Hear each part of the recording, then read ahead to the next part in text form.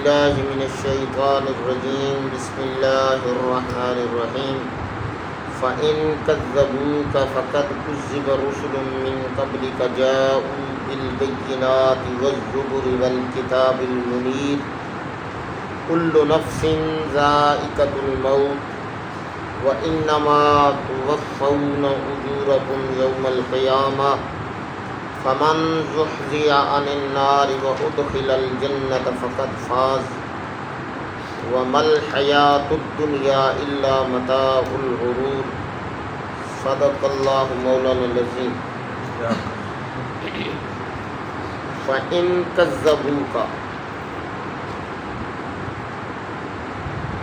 پس اگر ان لوگوں نے آپ کی تکذیب کر دی، آپ کو جھٹلا دیا ہے، فقد کذب رسل من قبلک، تو بے شک اس سے پہلے بہت سارے رسولوں کو اسی طرح جھٹلایا گیا۔ جاؤ بالبینات، حالانکہ وہ واضح معجزات لے کے آئے، والزبر، اور صحیفے لے کے آئے، نصیحت کا سامان، والکتاب المنیر، اور روشن کتابیں بھی لے کے آئے۔ کل نفس ذائقۃ الموت، ہر جان نے موت کا ذائقہ چکھنا ہے۔ وَإِنَّمَا تُوَفَّوْنَ أُجُورَكُمْ يَوْمَ الْقِيَامَةِ، اور ہم تم کو قیامت کے دن پوری پوری مزدوری دیں گے، پورا پورا بدلہ دیا جائے گا، اچھا عمل کرنے والوں کو بھی اور برا عمل کرنے والوں کو بھی۔ فمن زحزح عن النار، جو بندہ جہنم کی آگ سے بچا لیا گیا، وَأُدْخِلَ الْجَنَّةَ، اور جنت میں داخل کر دیا گیا، فقد فاز، بے شک وہی بندہ کامیاب ہوگا۔ وَمَا الْحَيَاةُ الدُّنْيَا، اور یہ دنیا کی زندگی کچھ بھی نہیں، الا متاع الغرور، مگر یہ سارا دھوکے کا سامان ہے۔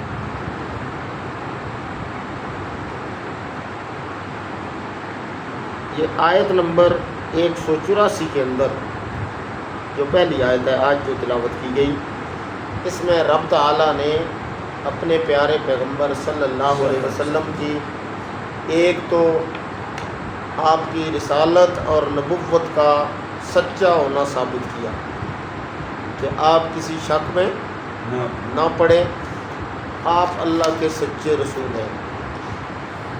اس کی دلیل کیا ہے؟ اس کی دلیل یہ ہے کہ آپ سے پہلے رسولوں کو اسی طرح تنگ کیا گیا، انہیں اسی طرح جھٹلایا گیا جس طرح کہ آپ کو جھٹلایا۔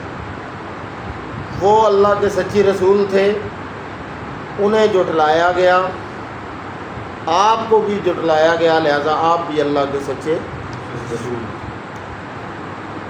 اچھا، نبی پاک صلی اللہ علیہ وسلم کے ذہن میں خیال آیا کہ انہوں نے معجزے کا مطالبہ کیا ہے کہ آپ کوئی قربانی رکھیں، آسمان سے آگ آئے، اسے جلائے تو پھر ہم آپ کو رسول بنیں گے۔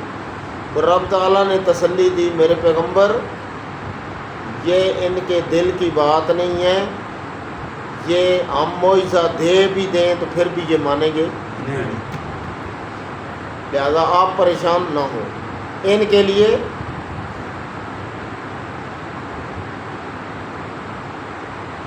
آپ انہیں معجزہ دکھائیں یا نہ دکھائیں، انہوں نے آپ کی بات کو ماننا نہیں۔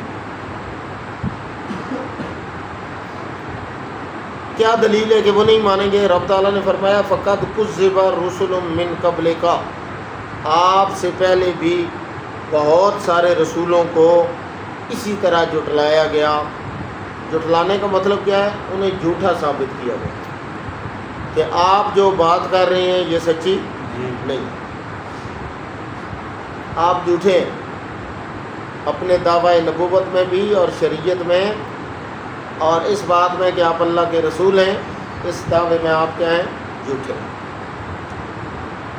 حالانکہ جاؤ بالبینات، یہ تو ایک معجزہ ہے، وہ کئی معجزے لے کے آئے، ایک معجزہ نہیں، بینات جمع ہے، اور ایسے واضح معجزے تھے کہ اس میں انکار کی گنجائش نہیں تھی۔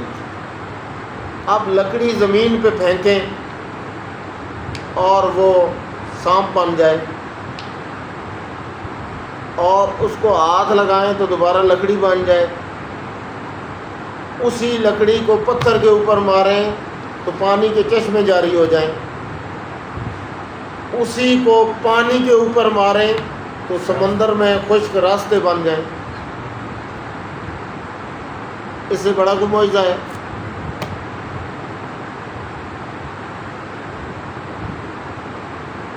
اسی طرح عیسیٰ علیہ السلام کے معجزات، یوسف علیہ السلام کے معجزات، دیگر انبیاء کے معجزات، ابراہیم علیہ السلام، تو رب تعالیٰ نے بتلایا کہ معجزہ دیکھ کے پھر انکار کرنا یہ ان کے خون میں شامل ہے۔ آپ کو پریشان ہونے کی ضرورت نہیں۔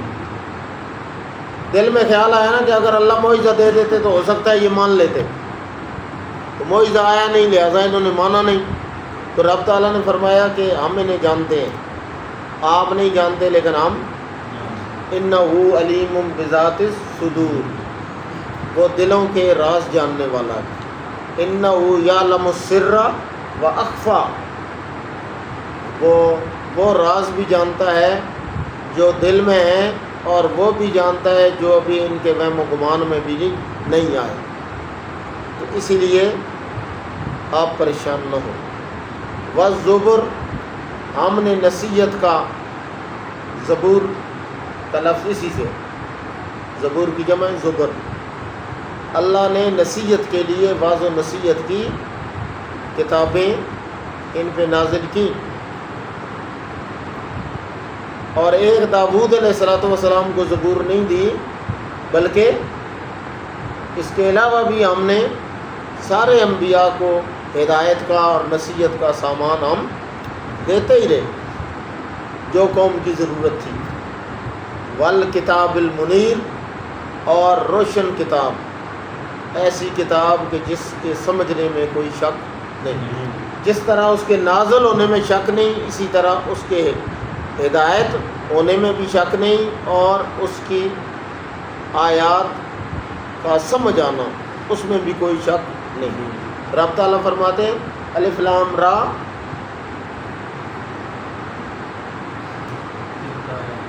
تلک آیات الکتاب المبین،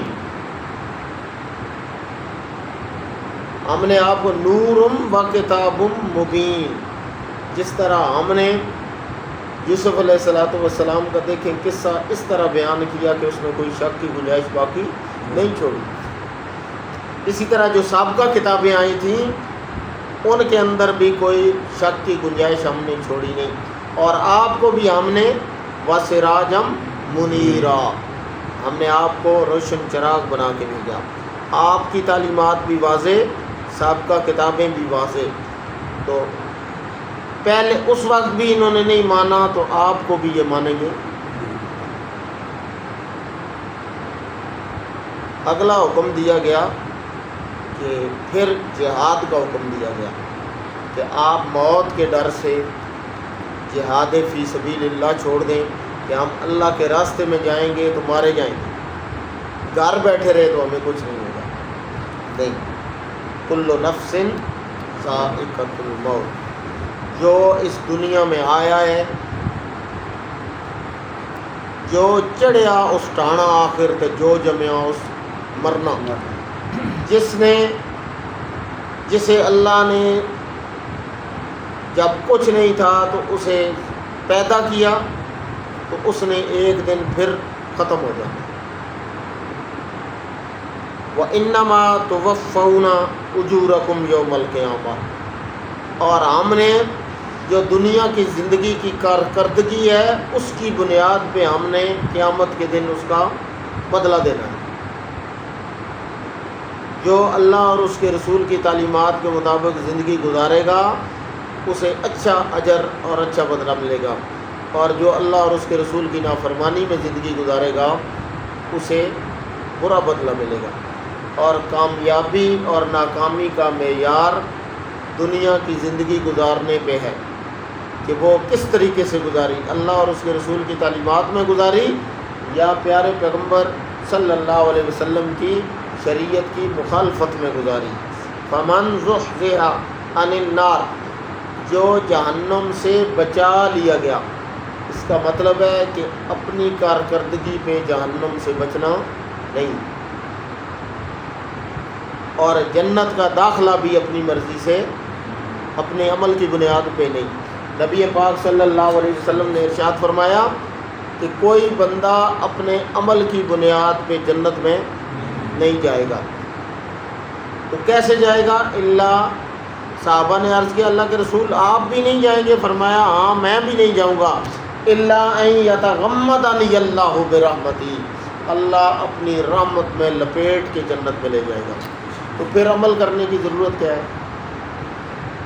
جب جہنم سے بھی اللہ نے بچانا ہے اور جنت میں بھی داخلہ اللہ کے حکم سے ہونا ہے، پھر رات کو اٹھ کے تہجد پڑھنے کی، پھر جہاد فی سبیل اللہ کرنے کی، پھر ان کی تو ضرورت نہیں، یہ تو پھر فضول ہوئے نہیں۔ یہ ہے جہنم سے بچنے کا اور جنت میں جانے کا، باقی وہ اللہ کے حکم سے ہونا ہے، جہنم سے بچنا اور جنت میں جانا۔ جو درجات ہیں جنت کے وہ اعمال کی بنیاد پہ ہو، جو بنیادی داخلہ ہے جنت کا وہ اللہ کی رحمت سے ہوگا، عمل کی بنیاد پہ نہیں ہوگا۔ عمل میں درجات ملیں گے جنت میں، ایک کو چھوٹا درجہ اور جس کے عمل زیادہ ہیں اس کو بڑا درجہ۔ اس لیے شہداء کے لیے کیا ہے، اللہ نے جنت فردوس رکھی، کیوں؟ ان کی محنت زیادہ، انہوں نے جان لگا دی۔ تو جنہوں نے جان لگا دی ان کے لیے اللہ نے اسی وقت جنت بھی کھول دی، ٹھیک ہے۔ باقی کامیابی اور ناکامی جہنم سے بچانا، لا حول ولا قوت الا باللہ، کسی بھی گناہ سے بچ جانا اور نیکی کرنے کا جذبہ پیدا ہو جانا، یہ اللہ کی توفیق سے ہے۔ وما توفیقی الا باللہ علیہ توکلت والیہ انیب، جو رب پہ بھروسہ کرے اور رب کے دین کی طرف توجہ کرے گا، کوشش کرے گا، اسی کو اللہ توفیق عطا فرمائیں گے۔ توفیق اسے ملے گی جو انابت کرے گا، رجوع کرے گا، جو اپنے دل کا برتن سیدھا کرے گا۔ کوئی چیز آپ لینے جاتے ہیں تو سب سے پہلے برتن کا سیدھا ہونا ضروری ہے، ورنہ وہ چیز آپ اسے وصول نہیں کر سکتے۔ آپ دودھ لینے جائیں اور بالٹی رکھیں الٹی، اس میں کیا لے کے آئیں گے؟ کچھ بھی نہیں لے کے آئیں۔ تو انابت اللہ، یہ ضروری ہے کہ آپ توجہ اللہ کریں گے، اور نماز کے لیے آپ ارادہ بنائیں گے، اٹھیں گے، وضو کریں گے تو اللہ آپ کو توفیق بھی دے دے گی۔ اور بندہ اوپر چادر کر کے سویا رہے اور کہے اگر اللہ نے چاہا تو چلا جاؤں گا، ایسے نہیں ہوتا۔